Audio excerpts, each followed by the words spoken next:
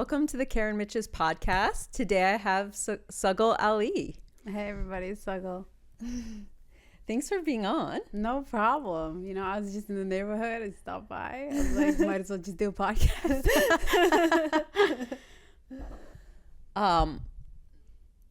Yeah, how is your weekend going so far? Honestly, this weekend it's been pretty chill. I've been hanging out with my family, writing, drawing. I got back into drawing cartoons.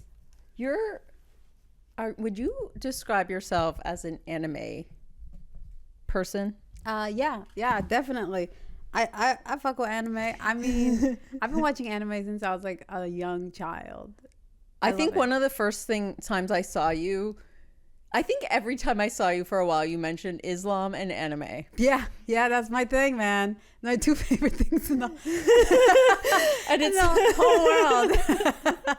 That's all I need to function: anime and Islam. And I mean, I think as a child, I really gravitated towards anime because of like the strong morals that the characters have and how every character is like so righteous. They're all heroes, right? Trying to be a good person. Yeah. My favorite anime was always Naruto, and I liked it because he was like an underdog, right? He wasn't good at school. He was an orphan. No one believed in him, and he wanted to be the Hokage, which is basically like the chief of the whole city or the village.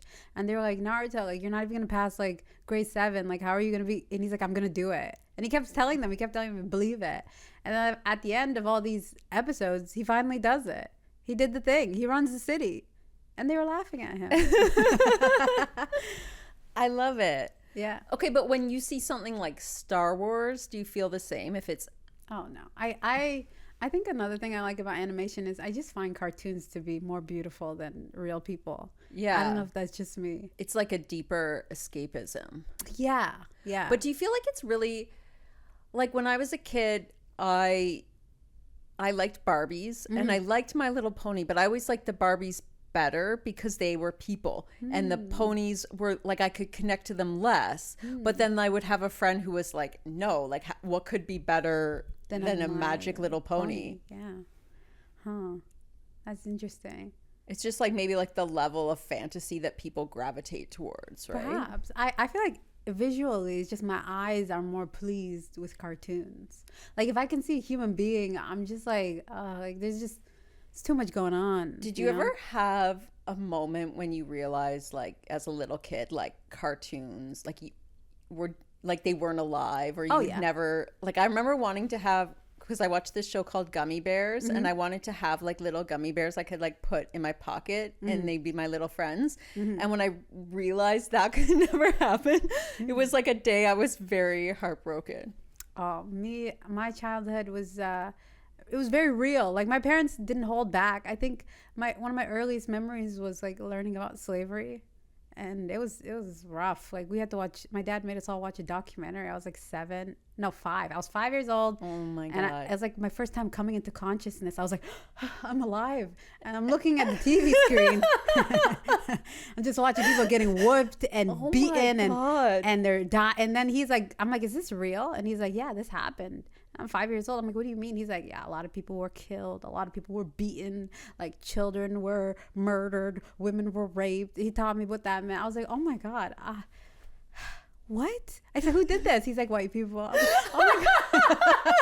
I was like, they're awful. They're awful people. Oh. And after that, you were like, I love cartoons. Yeah, I think that my parents were just a little bit too real with me at a young age. And cartoons were like, okay, this is... Is your dad like an always serious person? Oh yeah. Even when I was a child, he hated when I acted like a kid. Like he would tell me about like adult things and I would cry and he'd be like, why are you acting like a child? And I'm like, I'm 5. He's telling me about murder and I'm crying. He's like, why are you crying? He taught me what death was and I cried and he was like, why are you crying? Like you grow up, people die. I was like, oh my God. I was like, sorry for being so foolish, father.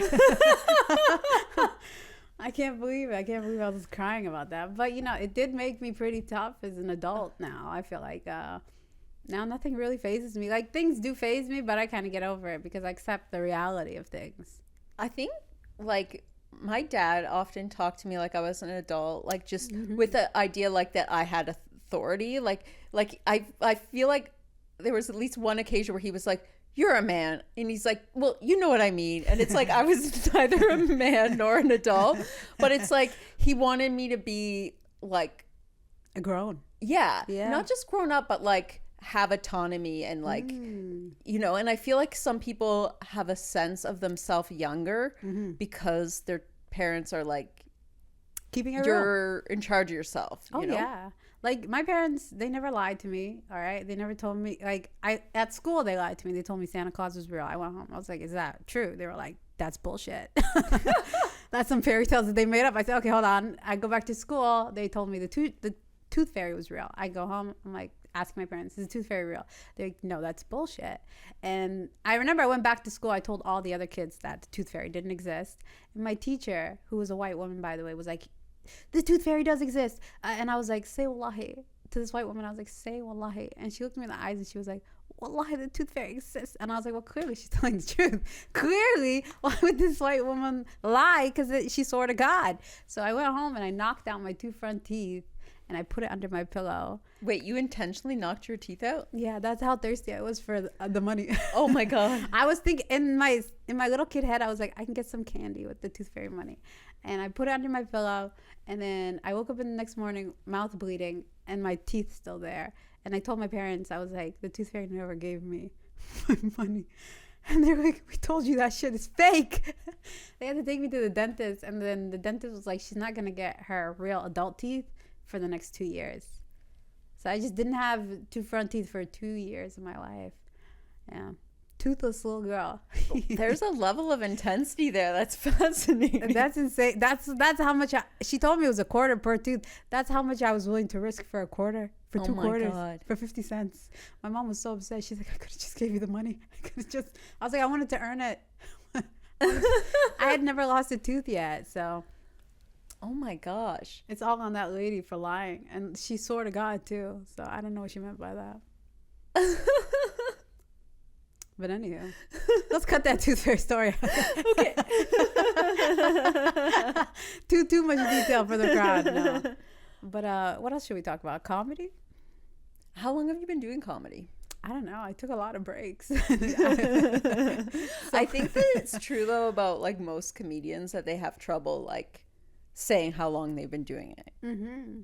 I mean, I would say 2 years, but like not 24 months, less than 24 months. Because in that 2 years, I did take a lot of breaks. Like most Ramadans, I wasn't doing comedy. At one point, I did quit. Remember that like moment? That was crazy. In September, I was like, don't ever expect to see me back here. And then what brought you back? Honestly, I felt like it was just fate and God. Like there was just a lot of stuff happening in my life in the background. And all the signs kept pointing back to comedy. And, I thought that it was the right thing to do, but also intuitively, like I've always had this sense of luckiness. My mom says I'm a very lucky person, and I think it's just always because I'm always at the right place at the right time. And when I left comedy, I had this feeling in my heart that I was supposed to leave, but when I came back, it was also like a feeling in my heart that was telling me to come back. And so who knows? I might leave again forever if I feel like it. Like that's the thing about life, right? Like you have the autonomy and the choice to stay or leave, and nothing can really keep you anywhere. Like that's a lot of people have told me, they're like, if you're gonna stay, you have to stay for real. And I was like, maybe in 3 months I might just dip and you'll never see me again. Who's gonna stop me? Do you feel like you're supposed to be in comedy or supposed to be in entertainment, like when you think of like ultimately? I don't know, it's kind of hard for me because I feel like most audiences like me, most people like me, but I don't think most industries would find me like palatable for the everyday audience. I think that they have an idea of the type of Muslim that they want, and I guess Sagal doesn't fit the role. What's the type of Muslim that they want? I think they either want you to be 100% like alternative, like hijab off, titties out, and then talking about shaking ass or whatever, or they want you to be a saint. So hijab on, covered up, but like no swearing, you know, don't talk about anything too bad. Like I've had a lot of people actually come up to me and listen to after they listen to my comedy, they're like, you're funny, but like you swear and shit, so you should take that off your head. And I was like, that this is my clothes, and me covering my body has nothing to do with what I decide to talk about. Like, people can't separate a hijab from like your personhood. Yeah. In the sense that like once you decide to cover your body, for some reason people think that covering your body, like you choosing to cover your body, means you have to be perfect. Yeah. And if you're not perfect, then they try to strip you of your right to cover yourself. Which I think is fucking people stupid. Get really personal about hijab, even like people who've never been part of like Islam, but they're like, that's the sign that like you're progressive. But I'm like, I don't know, like I know women who wear it who have like a master's degree, and I think like when you go into like signs of like who's liberated, it'd be things like, do you get to choose your husband, like do you get to choose the number of children you have, like you personally have like a degree, and like you're choosing to do comedy and might choose to quit, so that would be a sign of like freedom. Yeah. And it's also, I also think, in my opinion, I also think choosing to cover my body is my personal freedom.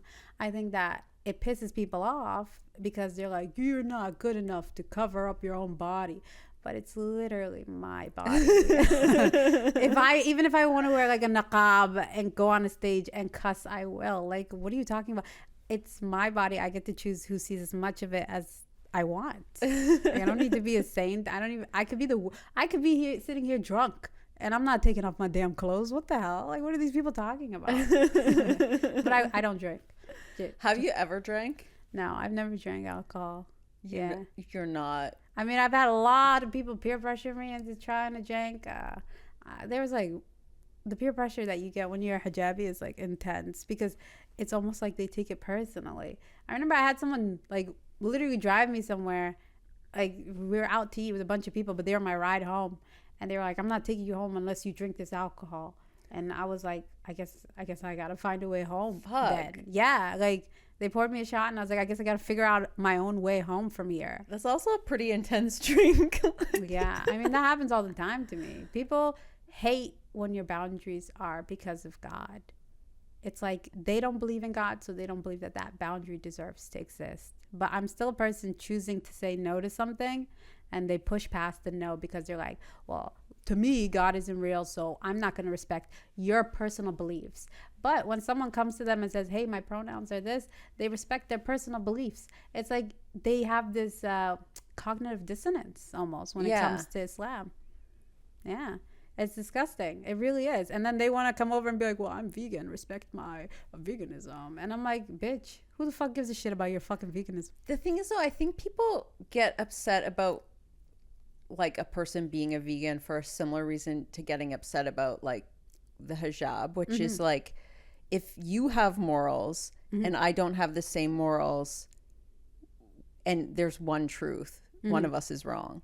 So, because I'm a vegetarian who doesn't like to bring it up to other people, but like people get weird with me about it. Like and I'm like, but it's not, and I get it. Because if I'm just like, well, these are my pronouns, there's no like morality in that. But if I say like, I think it's about belief though. If you're eating a cheeseburger and I'm like, I don't eat that because it's wrong, then it's like, you take it personally, so people want you to not be that thing so they don't feel bad. That's also like, okay, like I get it that the morals are attached, but it's also belief. So pronouns are like, you are telling people that I am this person, and they like, that's your belief and they have to respect your beliefs, right? Yeah. Religion is the same way. Spirituality and sexuality are like two sides of the same coin.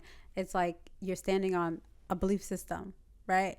But when it comes to morals, at the same time, like, why do people even give a fuck about someone else's morals or anything? Like, that's the most weirdest thing. They can't allow other people to just exist in their autonomy. Whether I eat that cheeseburger or not, because I think it's wrong, that has nothing to do with you. Yeah.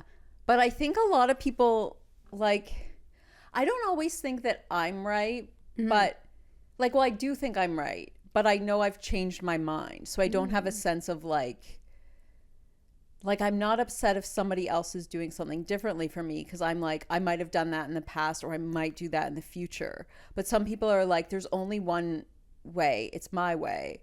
And I'm already there. Well, those people are hard to get along with. Because the reality is everybody in this world thinks differently from each other. Even two identical twins don't think alike. So how the heck are you going to move through this world with so many different minds and have such a stubborn mindset of everyone should be like me? Did you grow up in Toronto? I grew up here, yeah. Do you find like in general Toronto is like a accepting place? I think it depends on where you go. I mean, there are certain places that like you wouldn't see any other hijabis, and I already know that going in. But I go wherever I want. Like I go into places that wouldn't accept me, and something about me, it seems I'm acceptable to most people.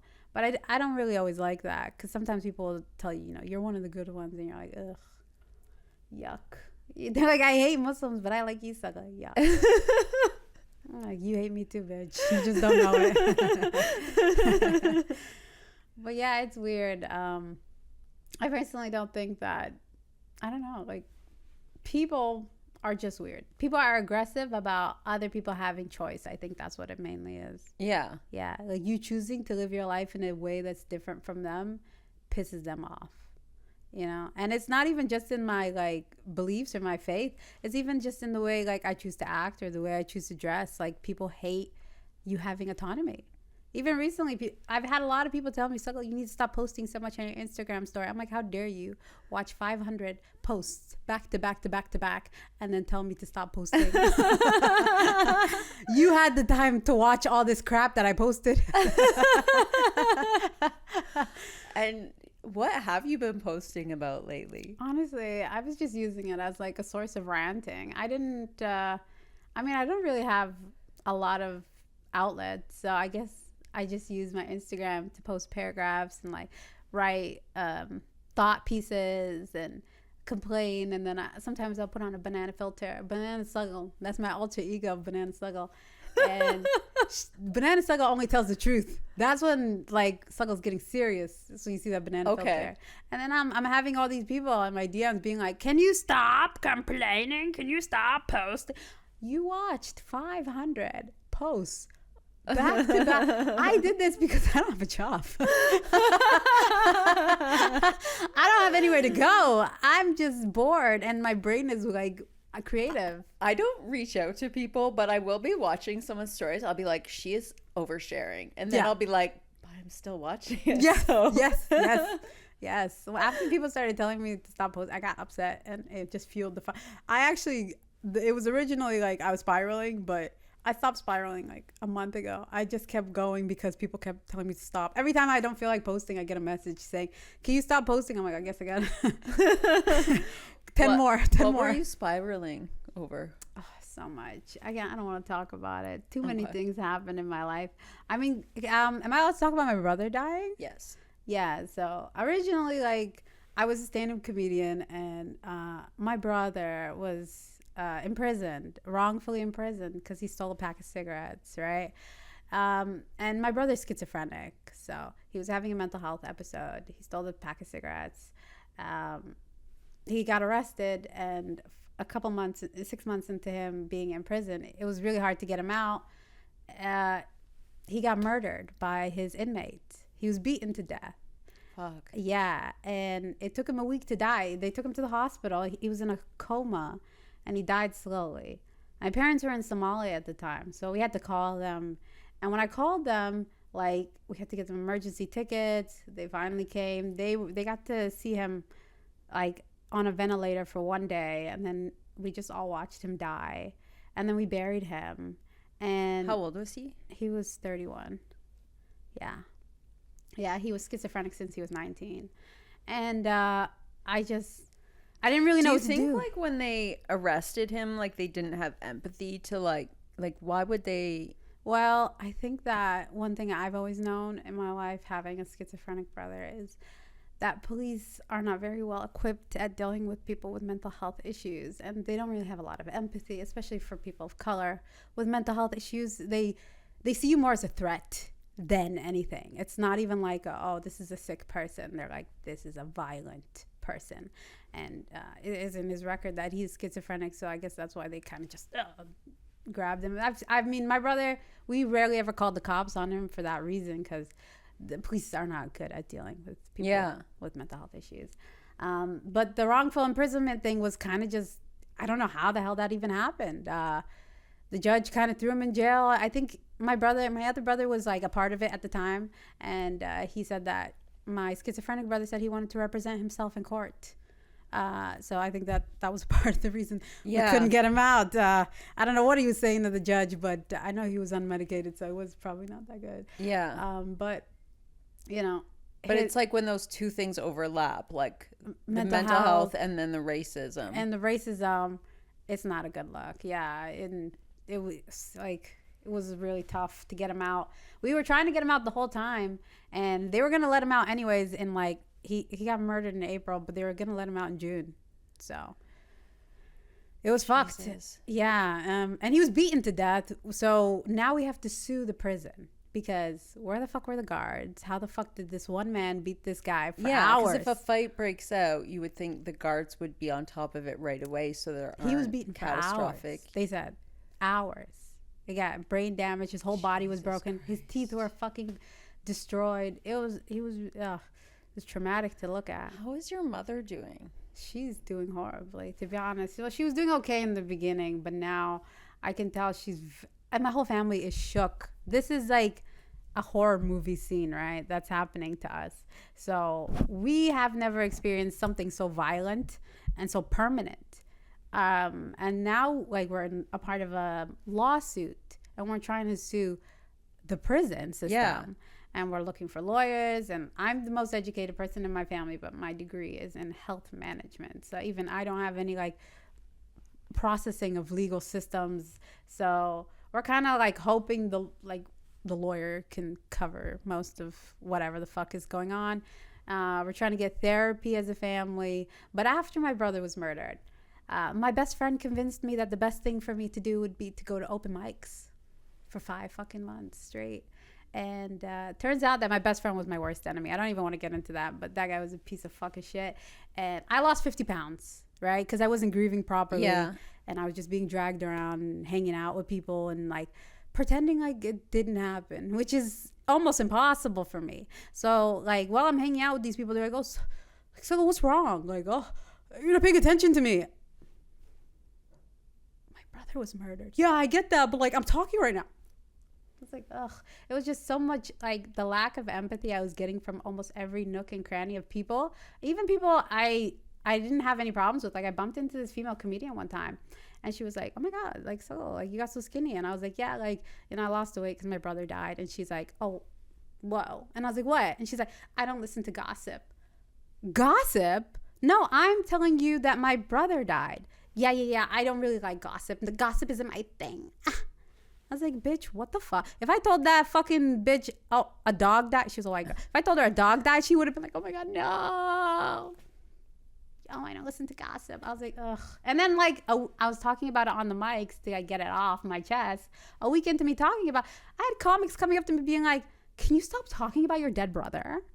I recently did a show and some guy was like, yeah, that bit you did about your dead brother. Cause I sometimes it gets sad and I don't really, I get emotional because it's something that happened to me and I forget to make it a joke. I just talk about it. And I did end up talking about it on stage and everyone did get sad. And I just went on to another joke. And he's like, that bit you did about your dead brother wasn't funny. And it made everybody upset. And I'm like, yeah, I'm like, but how do you think I feel? And he's like, no, but the point of comedy is like to be funny. Like, where the fuck are you trauma dumping?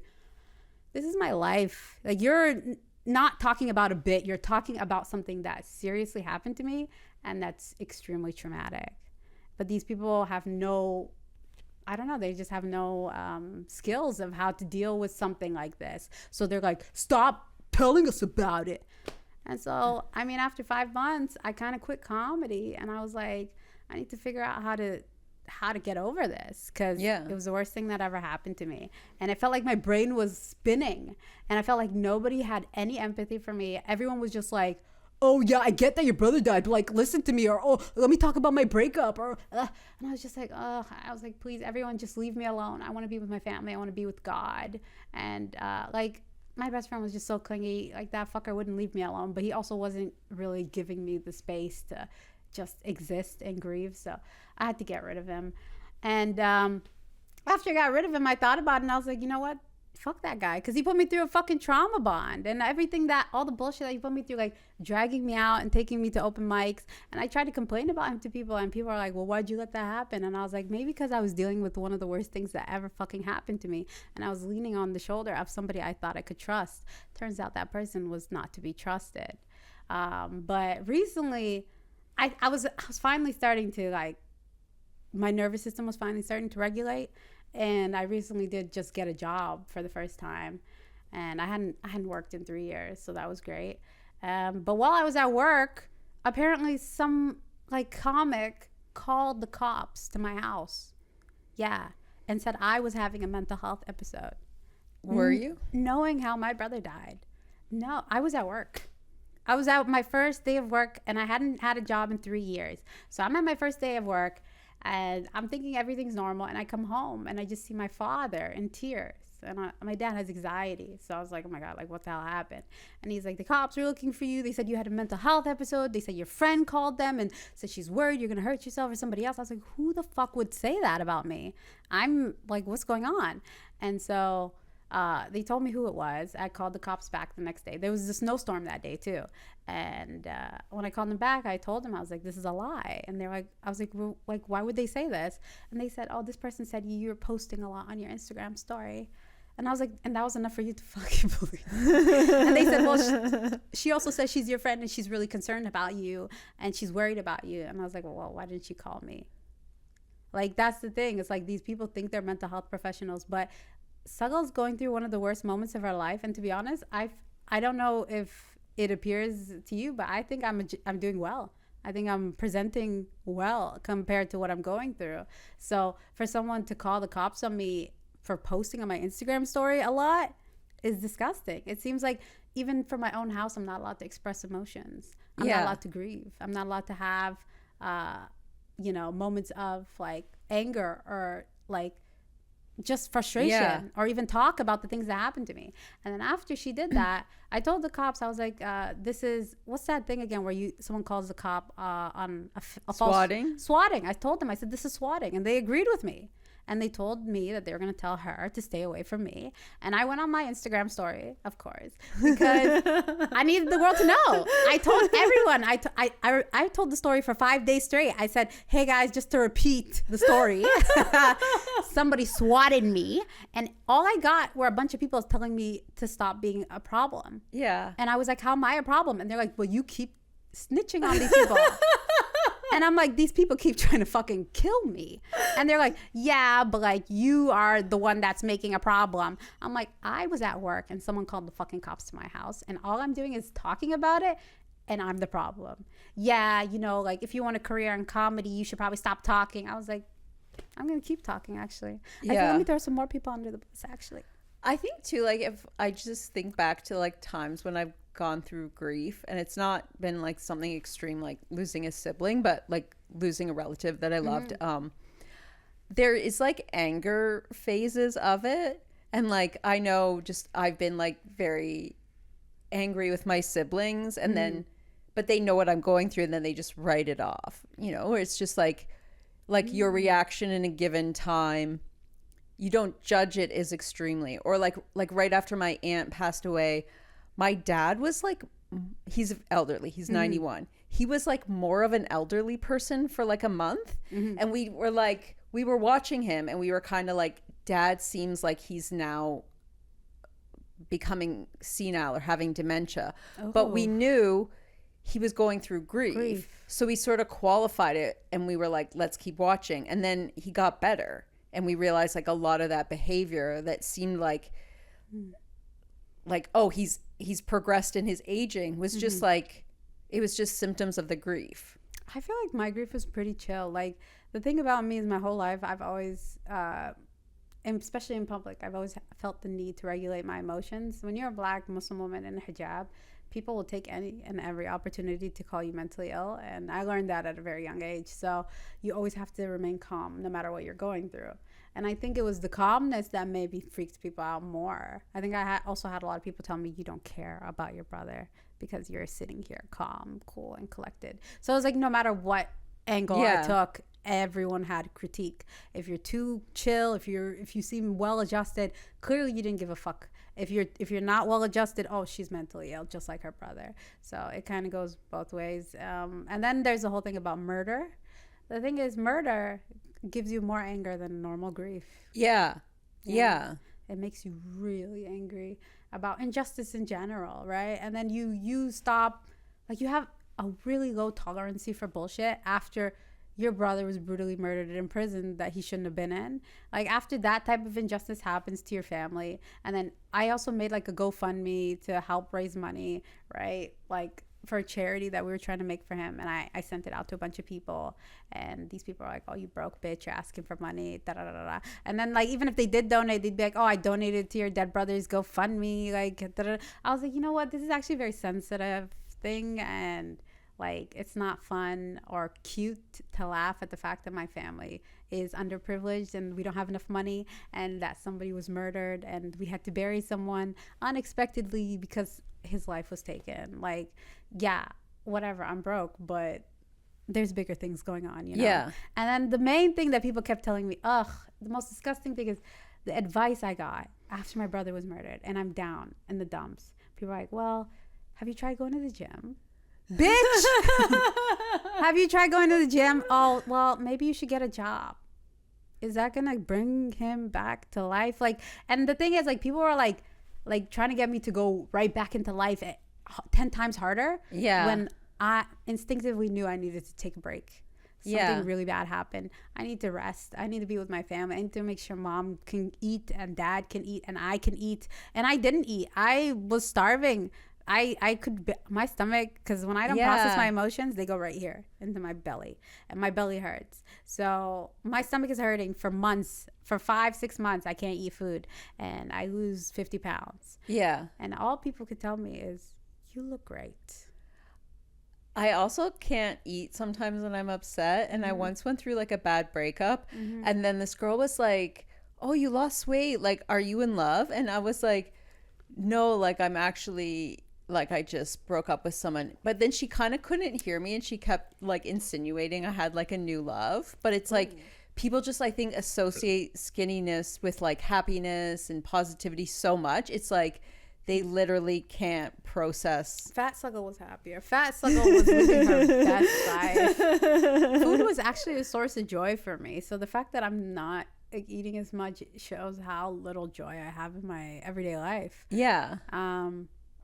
I mean, living with the fact that my brother was murdered, the only way I could process it is the way I process everything, and that's by talking about it a lot until I get over it. I have to keep bringing it up 100 million times, and so like it was kind of awkward because I always felt this impulsion to talk about it, and people were trying to take me out to party. Yeah, and they're like, "Yeah, we're gonna go," and I'm like, "Oh God, please don't bring me." No, we're gonna bring you a good time. As soon as like some random stranger makes eye contact with me, I'd be like, "You know, my brother was murdered." But like, what? I feel like it's like they get half of it because it's like they are supposed to spend a lot of time with you, but you're also supposed to be weird during that time, and they're supposed to just allow it. Yeah.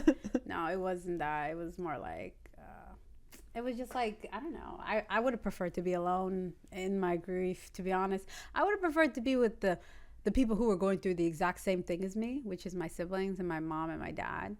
And I think that allowing myself to be in comedy spaces at that time was not good for me. Yeah. I was emotionally volatile, and my fortitude was down, and it was just, I was in a place full of bullies, and I literally just had to bury my murdered brother. So I find this sometimes, like with comedy, it's like I won't socialize as much because I'm trying to do a lot of mics, and it feels like I'm socializing because I'm seeing a lot of people, but it's not real. Like it's not the same as hanging out with your friends who want to know like how you are because they care about you.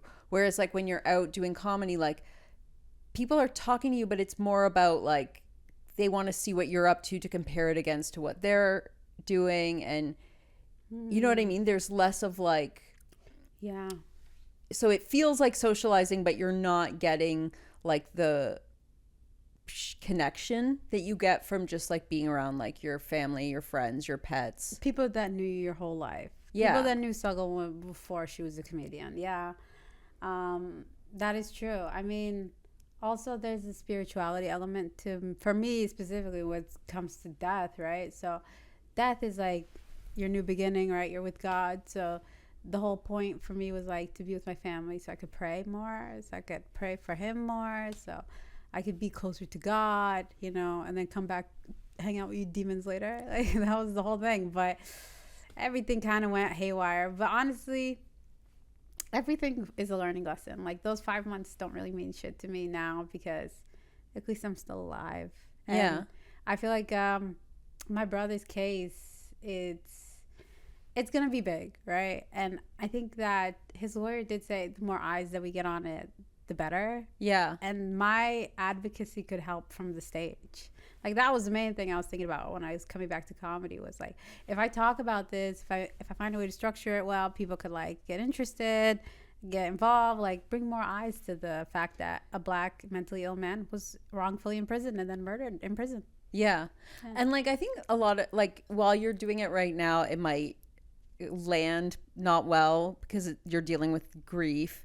But it's like, it's kind of like when people do really offensive humor, it can, as you're trying to refine it, you upset a lot of people. But eventually you get something that you find worthwhile. And so it's like, yeah, just maybe like as you put together like you go through your first album, there's just going to be more like compared to another comedian, yours is just going to be messier on stage because you're just dealing with a more intense life. Yeah. My life is really intense. First of all, my neighbor got shot in front of me. That was like right when I was still new into comedy, and I had to watch this guy die. And then I just went to an open mic and talked about it. And then like the same spot that my neighbor got shot, my brother got shot in the foot. And there was just like, that summer there was like 150 shootings in my neighborhood. I don't know what the hell was going on, like every other day. And there's like a really high rate of Somali boys specifically dying in our city. Yeah. Actually, like, yes. That's very crazy. Yes. Like, I can't remember the numbers now, but like it was like, and it was like around the time it happened to your brother, like I just separately like saw something in the news, and I was like, that's crazy. This is. People don't give a fuck either. That's another thing. Like, I don't know. I mean, I wasn't expecting these complete and utter strangers to be like, oh my God, Slug, I'm so sorry. But I was expecting the bullshit of like, my condolences. You know? They didn't even give me that. I was like, word? Okay. Wow. And then there's like the whole thing of like being a comedian and just knowing how to make my life funny. I feel like every vulnerability I have, people seem to think it's like a superpower. So it's like, oh, you're so lucky because you're a Black Muslim woman. Where in the world is that a privilege? You know, like, I just make it work for me. And then like, oh, having a murdered brother, like, I make it work for me. But all of these things are not a bonus, and they're nothing to be ashamed of either. I love the fact that I'm a woman, and I love the fact that I'm Black, and I love the fact that I'm Muslim. But it's like, honestly, if I was a white man, I'd be funny as hell too. Yeah. If I was a privileged white man, I'd still be funny as hell. Like, there's this guy, Alistair Ogden, who's like an attractive white guy who grew up skiing and that sort of stuff, and he kind of talks about that on stage, like what it's like to realize you're privileged. So it's like anyone can be authentic, but you have to be authentic to the thing you are. But a lot of people, like, they'll look at like a Black comedian or a gay comedian, they'll be like, oh, if I was Black or gay, like, I'd be more interesting. But it's like, no, because if you were you'll still be looking at other people wanting to have what they have. But what they have is acceptance of themselves. Yeah, just like live in your truth. And also, like, humor doesn't have to always be like identity based. Anything and everything can be funny. Yeah, like Jerry Seinfeld never talks about his identity. He's just like the smallest, pettiest, like, I didn't like waiting in that line. And everyone knows what he's talking about. Yeah. I think a lot of people are just unwilling to be honest and open up about their real opinions and who they really are inside their hearts. And so they deflect and they lie and they say, oh, these people have it easier. And nobody has it easier. They're just doing better because they're more talented. Like, that's what it is, really. And also, I think humor is like innate. There's a part of it that you're kind of like, since I was a child, people were telling me I was funny. Yeah. And even when I started comedy, I never took any comedy classes. Like, I was talking my shit. And people are like, wow, you're so good at this. I'm like, I just like to make people laugh, you know? It's like something I do naturally. You know, some people don't have it naturally. Some people actually struggle with it, but it almost annoys me to some degree because I'm like, if this is so hard for you and this is such a struggle for you and like you can't even get it right, why are you here? Go to med school. That's a struggle too. Go be a doctor and struggle, you know? Like, it doesn't make any sense to struggle that hard at something that they don't seem to be having any fun doing. Yeah. Yeah. It's like, who are you doing this for? Yeah. I guess too, I think there's certain things that a lot of people want to do because they see it as like a path to like wealth and fame. And I think people think they'll like succeed out of their life and they won't have to try anymore. But I'm like, I don't think you can, like, if you do succeed to the point that you don't have to try anymore, you're like Michael Jackson or like all these people who end up dead, right? Because like you're not trying anymore and you become detached from reality. Sorry. Yeah, I agree. I also feel like trying is what makes it fun. Like, almost all my efforts that I put into comedy have never gone to waste because I had fun with it.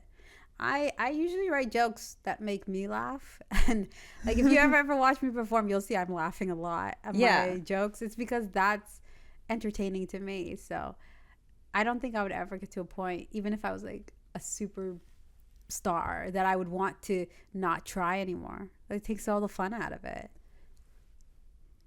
I think sometimes like people get to a point with comedy where they can just kind of show up and the audience is excited, so they don't work as much. Have you anyway? But that wouldn't be me. That I know that's the thing, but I feel like at that point I would be like even more excited to do my best. Yeah, because it's like the way I see it is like, after my brother got murdered, like, life is short and we're all gonna die, and money is like a thing that people worship, but it means nothing, you know? Material things don't mean nothing. All of our life is experiences, and we choose the experiences we have. And if we're not like putting our all into it and being in the moment and having fun, what's the point? Like, you're coming to a mic or you're coming to a show and you're stressed and you're upset, and then you walk away upset and stressed. Your life is wasted and nothing happened, you know? Enjoy yourself, have fun, like, I always try to tell comedians this and no one ever takes me seriously, but I'm like, in order to be funny, you have to be less serious. Take it less seriously, like, chill out, come back, like, come here with the intention of like, I'm enjoying myself, you know? Like, there's a part of it that's like, you could see almost in a lot of people how upset they are to be on stage and how frustrated and anxious and like everything matters. They need these people to laugh. Yeah. It's like, just have fun, you know? Just enjoy yourself. Do you even like what you're talking about?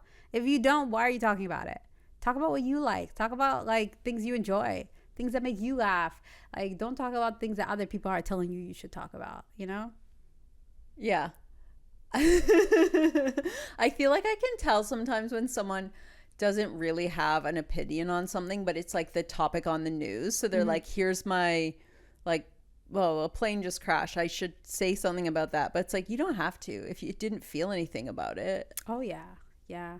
I think that's a lot of people, or even people who are like, they feel like they have to fall into a caricature of their identity, but like, it's not really who they are. Yeah. But they're like, this is what people want from me. Oh, yeah. You know? I think in not just in comedy, but it's like in all art right now, you're supposed to have your identity and that's what your art is about. And yeah, it's wildly annoying because there's only so many like identities. Oh, yeah. So, and not everything has to do with like my identity. Like, yeah, I'm a Black Muslim woman, but not in every moment of my life am I conscious of it. Like, sometimes I'm just thinking about like whether I want to drink orange juice or apple juice. Yeah. None of those three identities have anything to do with which one I pick, you know? Yeah. And there's so many people who are all of those things as well. Yeah. And it's like who you are is more...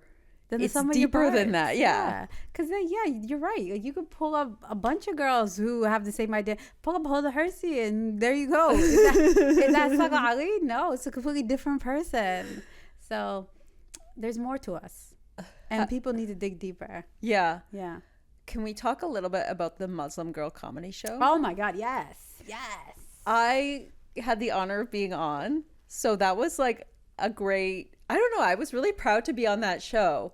I think like it's a unique thing, right? Oh yeah, I love that. Like the first time I brought it back, 2025, I was like, okay, one rule, guys, no sex jokes. Almost everyone broke the rule. I was like, well, I said that's true feminism. They said you can't tell us what to do, bitch. I said, and you're right. Do you think that that's like just a person thing, or because it's like a bunch of women and the audience was heavily female, so everyone was like, oh, great time to whip out all my sex jokes? I think so.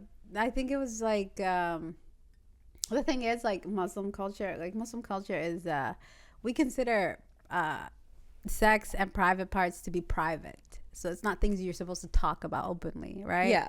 I know in like non-Muslim culture that is just like dinner conversation. Yeah, that's what you guys talk about over breakfast, which I honestly, coming into the non-Muslim world and hanging out with more non-Muslims, found to be unbelievably backwards, because I will try to talk about grief or like my neighbor getting shot or gun violence or my brother dying in the big. That's private. Oh, okay. In the big, but my pussy. Oh, and I'm like, whoa. Where I come from, that's private. where I come from, we talk about murder like it's nothing, you know? Yeah. Because a lot of tragedies do happen, unfortunately, to Muslim people. And like some Muslim people are coming from war-torn zones. So talking about death and like people getting murdered and like it's nothing to them. But those same people like would be really embarrassed to talk about their privates. Yeah. So it's like this two different worlds of like what's comfortable here isn't comfortable here, and what's comfortable here is uncomfortable over here. Yeah. Mm-hmm. Do you feel like people here have less religion because our lives are too cushy? I think that people are, what's the word I'm looking for? Nihilistic. And I think that is what Western society does too. I think even I can tend to fall into nihilism. It depends. Honestly, if you hang out with the wrong friends, they'll take you down the dark, guys, they'll take you down the dark path of nihilism. Like negative thinking is, it's an addiction, but it's also like, it is cushy to think of like, oh, there's nothing and life is meaningless, because it takes a lot of weight off of you. You know, if you want to drink and smoke and like just kill yourself, like you can, but not like kill yourself but kill yourself slowly. Yeah. With the intoxication, because you're like, whatever, nothing matters. But even if like the hypothetical of like God not existing and life not exist, I feel like there's the backwards thing is like, then life should matter even more. Like if someone believes in God and if someone doesn't believe in God, the person who doesn't believe in God should care more about their life. Like they should be even the most sober person, and they should be like the most like this is a sacred moment because I have so few. Like so you're few. Eternal, but I'll be gone. I gotta exactly. So the way I see it is like, if I really thought like there was nothing after this, I would be like more in the moment. No intoxication ever. Like I wouldn't want to miss a single moment of my life, because I only have 80 years and then I'm gone and nothing else. Yeah. Why waste a second of it? I find like, I don't know. There's something about like, I think like the way, like when you talk about nihilism, like it doesn't, like there are just negative people, but there's also like people just think like very logically about something. So they're like, I wanted this thing and then I didn't get this thing, therefore that's bad. And that's like a very like logical thought, but it's not like a spiritual thought, or it's not like a broad thought or a helpful thought, because like your thought process should be bigger. Like maybe this thing wasn't for me. Like maybe there's something else around the corner. But I feel like kind of spiritual though. That's when you get into spirituality. But that's like, because I feel like we're like spirituality, like when I was like around like growing up, like I was raised religious, but I just got out of it young because I had a very like simplistic way of thinking. But then I was like very trapped in like, I don't want to say it was like negativity, but it just like an unhelpful way of thinking, because it's just very logical. Like it's good or it's bad. It's black and white. It doesn't give you like a broader sense of like what might be going on in your life. And it didn't really lead me back to like the sort of like traditional Christianity that I was raised with. But now like I'm like, oh, I get why everyone's religious. Like it makes sense now. I mean, the main thing people have to remember is religion is a choice. I get that there are some people who are being forced into it, but not me. I'm choosing to be Muslim. And I feel like the main thing I'm asking is not for people to join me, because like the reality is I don't give a fuck if you burn in hell, bitch. I am, that's how nice I am. I will let my friends do whatever they want. If they want to fornicate or drink, I'll be like, go ahead, I'll support you, you know. But I honestly am not worried about your afterlife. It's not even about you. Everybody's doing their own test, right? Yeah. So when you do a test, eyes on your own test paper. Like if you worry too much about other people's, like after you're like, where are you going, bitch? You know, like you have to worry about yourself, and I'm worried about myself. And I give people the autonomy to do whatever they want. You don't have to be Muslim. You don't have to be anything. You be yourself.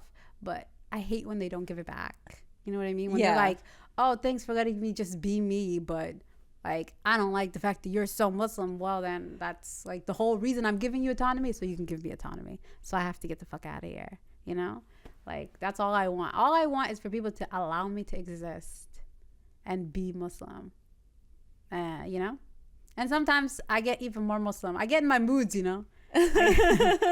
I'm like, today I'm like feeling super pious. A guy will come to me, I'm like, don't touch me. And then the next day I'll give him a hug. They'll be like, what happened? I'm like, I don't know. I go through my moments. But it is what it is. Like, that's another thing about faith is like, it goes up and it goes down. Like, faith is, it can be strong. It can be weak. Yeah. But it's not like you ever left. Have you found like within your grief any moments of like deep faith? I think so. I also found moments of weakness because like obviously if everything is from God and this tragedy is happening and you're angry, sometimes like you push that anger onto God. And in those moments I did find myself being like why would God do this to me? I didn't deserve this. Like my life has been extremely tragic. Like I don't need to go through it. You people don't need to know my. Oh, there we go. The phone's ringing. But anyways, I was like, what's happening? Should we turn that off or? Yeah, hold on. Yeah. Just put it on silent, or just turn it off completely. I don't know if I answered your phone. You did. Okay, here, pass it. I'll turn it off completely. I don't know how to use an iPhone. Okay. What were we even talking about? Oh yeah, so being upset, like you know, being like, oh, like why would God do this? But then also like the idea of an afterlife kind of gave me the peace and tranquility of being like, well, if this life is like meant to, you know, it not exist, like we are meant to live on, and my brother's not fully dead, then the strength of that made my faith stronger. So at first it did go down. Like my faith went down. Yeah. Because it's like, why did this happen? Like I'm just so upset. I'm in this like negative spiral going down, down, down, down, down. But then the thing that brought me back up, right, was like everybody's gonna die. And when you die, you might go to a good place. Maybe. Yeah. Hopefully. There's another place you can go. Please God, don't think. Yeah. Don't let me go to hell. No. Imagine I do though. Imagine like I'm me and all the comedians. Right? They're like, Sagal, you. I'm like, I said the wrong joke on stage. No, but what I picture is like a bunch of us being like, we should have listened to fucking Sagal, and then at that moment you get let in. And you're like Sagal. And you're like, I believed, but I just wasn't good enough. Yeah, I literally knew what to do. I was just not hitting the quota. Didn't make the cut. He said that I said too many offensive jokes on stage. It's like, you were just about to make it suckable. What's this joke you said? Come on, go downstairs. No, stop. Cut that part out. Okay. Anyways, what else should we talk about? I guess, what's next for Sagal? Well, I think the thing I'm trying to do now is live, to be honest. Like, I know I keep talking about like what I went through, but it was so traumatic and it changed me completely. Like, I don't feel like the same person I was. I didn't want to do the same things anymore. It was like a 180 switch, and there was a really long part of time where I was pretending to be my old self, because I was holding on to the person I was before my brother died, because that's all I ever knew me to be. But I couldn't hold on to that person anymore. That person died, and this new person, like, I changed. I don't like the same things. I don't like the same conversations. I feel like I grew up by 10 years almost. How old are you? Oh, don't worry about that. Okay.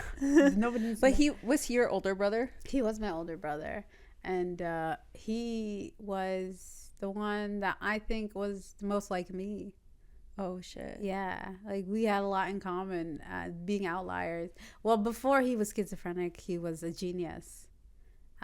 And they said he was a genius, and he was just always a little bit different from everyone. But I always understood him. Me and him kind of understood each other. We argued a lot, though.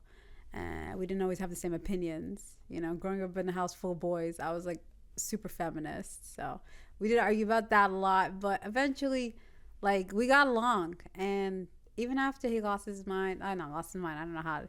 Yeah, the PC way to say it, but after he developed his mental health issue, he still stayed a genius. And I remember when I was 19, he helped me study for my statistics test, and I couldn't grasp what he was trying to tell me.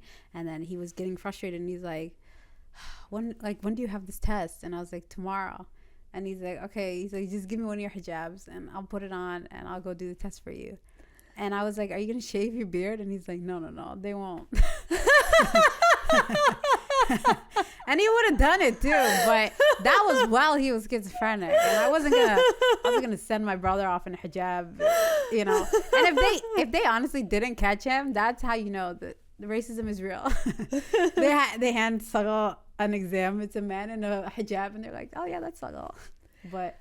that kind of like, I feel like there's something like with like sisters, we're always like expressing our love and being kind to each other, and men are like, they don't do as much. But like, I have this thing with my brother, like he will just like do shit for me. Yeah. And that's always nice, because then I'm like, oh right, I forget that this guy loves me too. Like it's just like because it's a different expression of it. Oh yeah. I mean, like, yeah, Ibrahim, that was his name, Ibrahim. He was always a very generous guy. He would give us money all the time, for sure. He was never very expressive with his love, but one thing he always used to tell me since we were children is he'd always tell me I wasn't a girl. He'd be like, you're not a girl, you're Sagal. And the thing is, like, the reason like me and him argued a lot is because he was sexist and I was a feminist, and so I would be like, hey, like, don't talk about women like that. Like, I'm a woman. And he'd be like, you're not a girl. No, you're not. Like, you're Sagal. Like, don't worry, you're a third category.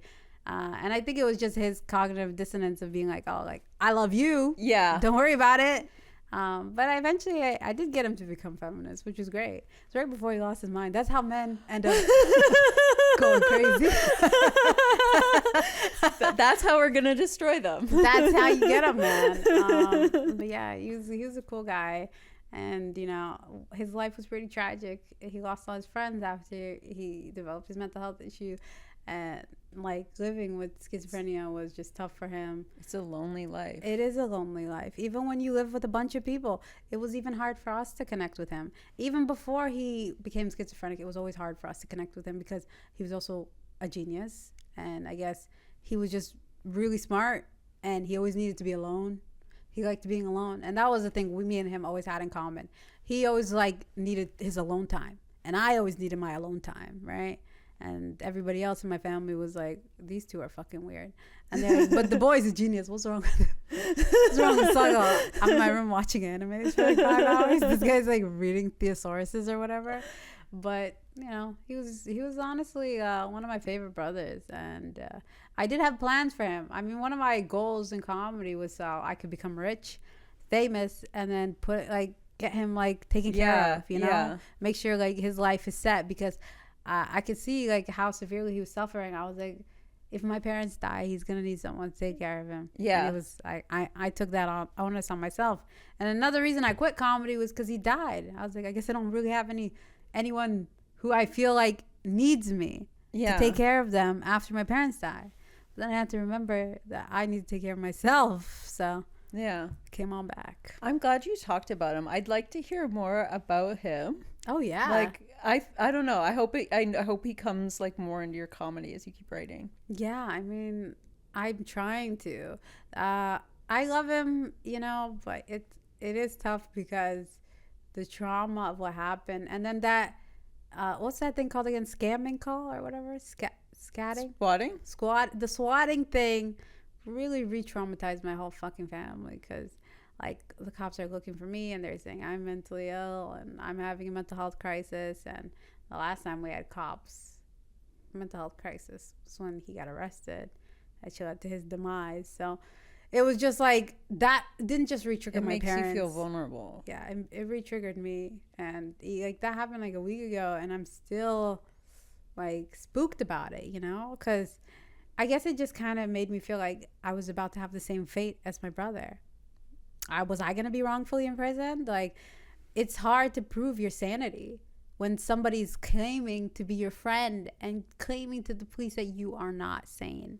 So it's almost like it's giving me trust issues. It's making me feel like I can't trust the wrong people because that gives them validity to, you know, lie about my mental health.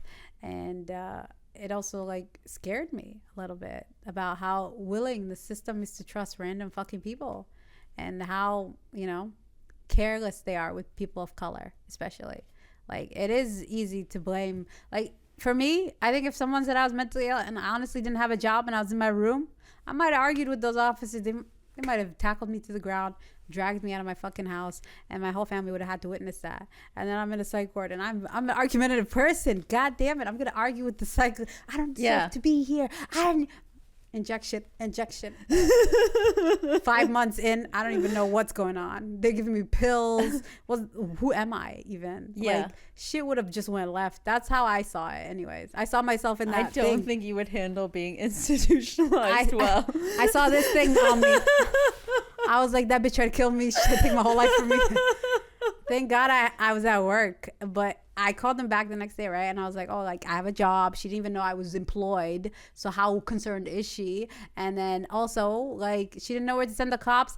And these are lies. Like, I'm allowed to post on my Instagram. And the cop was like, you're right. He's like, yeah. He's like, this claim is kind of bullshit. And he's like, but she said she was your friend. I'm like, she's not my fucking friend. This is my number one enemy. Well, number two, to be honest. But we don't need to go over number one. But yeah, after that, I didn't go back to work. That's how stressed I was. I couldn't sleep. I couldn't eat. Even yesterday, my whole family was so worried about me. They bought me a pizza. Like, my sister came over. Everybody's like, Sagal, chill out. And I was like, no, like, this is really triggering for me. Like, out of everyone, me the most. Because honestly, my whole life, mental health issues has always been a big fear of mine. Like, seeing your brother go from golden child to like glass child is scary. Yeah. And it shows you how fragile our minds are. So for someone to like gaslight me to that extreme, to go to authorities, to be like, she's crazy, and if I was there, what would have happened with the authorities? Like, it just scares me a lot to know that there's people out there that could do this to me, that could send cops to me and say I'm crazy. You know, like, I didn't hurt anyone. I didn't hurt her. I didn't hurt people. I posted a lot on my story. And how many other people are going to claim I'm mentally ill? And then there's also people that were like saying shit about like, oh, Sagal thinks God's talking to her. I was like, okay, this is getting even scarier, because how soon before these people start accusing me of terrorism? Like, I'm a religious Muslim woman in a hijab, and now you're saying I'm mentally ill and God is talking. Like, the allegations are getting deeper and deeper, and like, my anxiety is getting worse. Not anxiety, but like, I guess my stress and my paranoia, and like, my family's trying to chill me out, but they're also scared. And my dad has anxiety, and I'm seeing him get nervous. And then my brother's telling me crazy shit. He's like, don't go back to comedy or they'll poison you. What the fuck are you talking about, bro?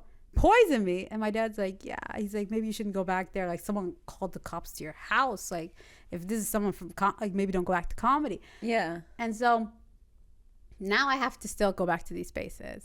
And I don't know, like, I guess what I did is I prayed and I put it all in God, and I was like, keep me safe, man. And I just live my life, keep going out, keep existing. Because you can never like prove to yourself mentally that you're safe. Like, there's always some way you can see another crack in how, and sometimes it is like you have to, like, Yeah. give it up to God, or like whatever, if you don't believe in God, like something all like the that. unknown, We all have all to the do that. uncertainty, you have to like release it into like the Lord, or whatever you think is out there. Throw it in the ocean. Yeah, literally. Because it's like nothing, you can never know what's gonna happen, you know. I have to exist, I have to go to my shows, I have to continue living as me.